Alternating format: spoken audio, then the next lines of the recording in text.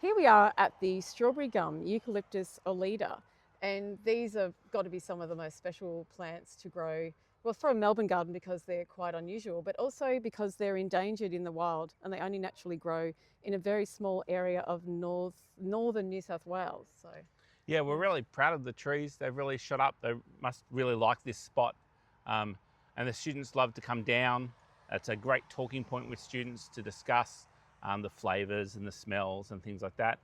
We also use it as a talking point in regards to talking about naming native Australian ingredients and how it's hard to get one common name because there might be a range of different common names. sure. Looking at what the Western names are and then what the Australian Indigenous perspective might be on it.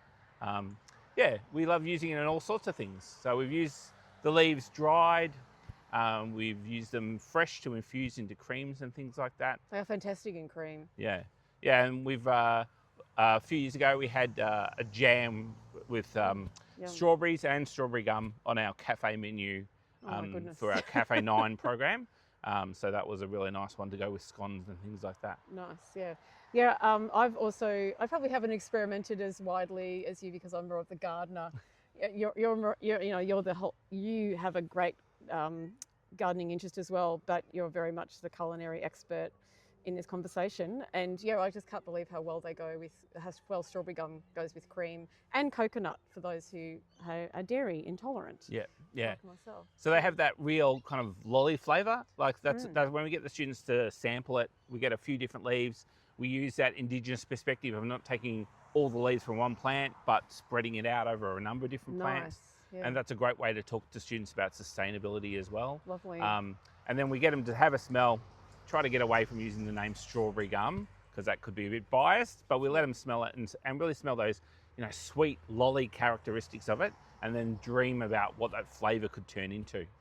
And that's, I suppose, that dreaming and teaching students to learn to develop their palates and their sensory aspects is such an important point for cookery and chef students, isn't it? Yeah, absolutely.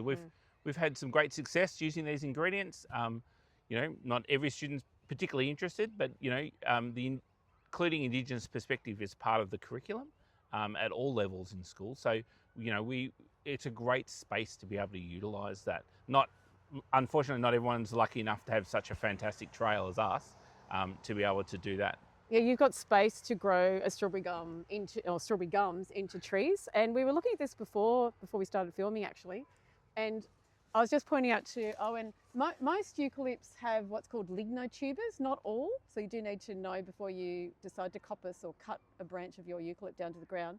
But strawberry gums do have lignotubers, and that's a natural root system that enables them to recover after fire. And so this could, because it was when it was a little seedling, it had a multi-branched aspect to it. It was naturally multi-branched, and so now one of these big branches could be cut down to the ground, or it could just be cut part way too.